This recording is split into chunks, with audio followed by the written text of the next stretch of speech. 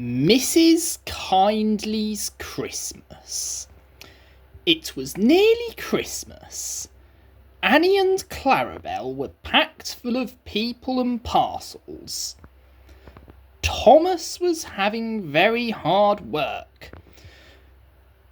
Come on, he puffed. We're feeling so full, grumbled the coaches. Thomas looked at the hill ahead. Can I do it? He puffed anxiously. Suddenly, he saw a handkerchief waving from a cottage window. He felt better at once. Yes, I can, he puffed bravely. He pulled his hardest and was soon through the tunnel, resting in the station. That was Mrs. Kyndley who waved at you, Thomas, his driver told him. She has to stay in bed all day. Poor lady, said Thomas. I am sorry for her.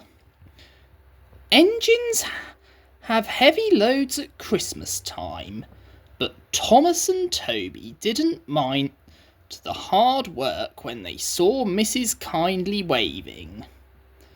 But then it began to rain. It rained for days and days. Thomas didn't like it, and nor did his driver.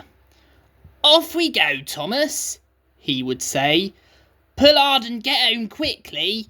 Mrs. Kyndley won't wave today. But whether she waved or not, they always whistled when they passed the little lonely cottage. Its white walls stood out against the dark background of the hills. Hello, exclaimed Thomas's fireman one day. Look at that. The driver came across the cab. Something's wrong there, he said. Hanging, flapping and bedraggled from a window of the cottage was something that looked like a large red flag. Mrs. Kyndley needs help, I expect, said the driver, and put on the brakes. Thomas gently stopped. The guard came squelching through the rain up to Thomas's cab. The driver pointed to the flag. See if a doctor's on the train and ask him to go to the cottage, and then walk back to the station and tell them we've stopped.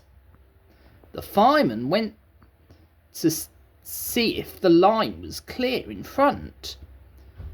2 passengers left the train and climbed to the cottage. Then the fireman returned. We'll back down to the station, said the driver, so that Thomas can get a good start. We shan't get up the hill, the fireman answered. Come and see what's happened.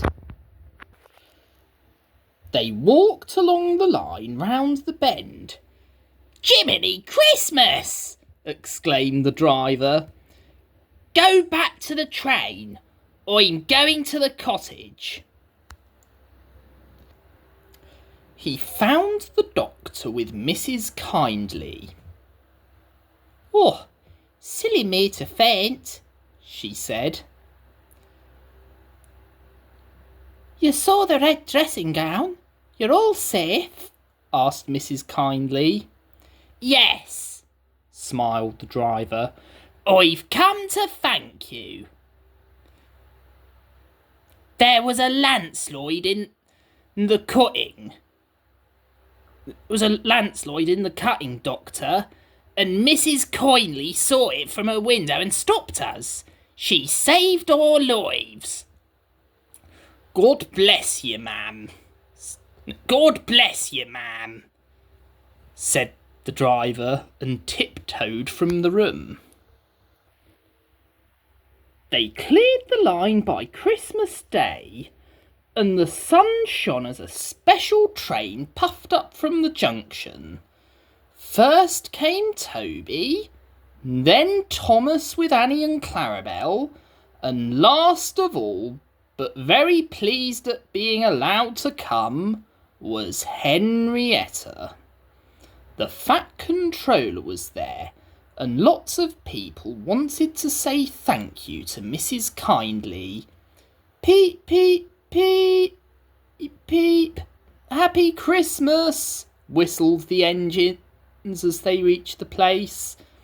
The people got out and climbed to the cottage. Thomas and Toby wished that they could go too. Mrs. Kyndley's husband met them at the door.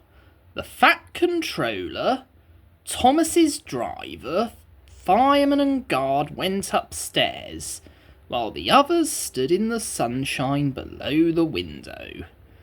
The driver gave her a new dressing gown to replace the one spoiled by the rain.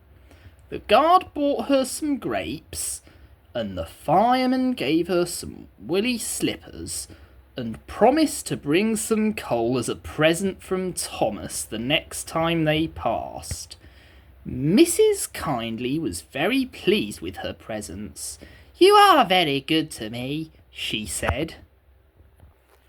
The passengers and I," said the Fat Controller, "hope that you will accept these tickets for the South Coast, Mrs. Kyndley, and get really well in the sunshine. We cannot thank you enough for preventing that accident. I hope we have not tired you. Goodbye and a happy Christmas." Then, going quietly downstairs, they joined the group outside the window and sang some carols before returning to the train. Mrs. Kyndley is now at Bournemouth, getting better every day, and Thomas and Toby are looking forward to the time when they can welcome her home.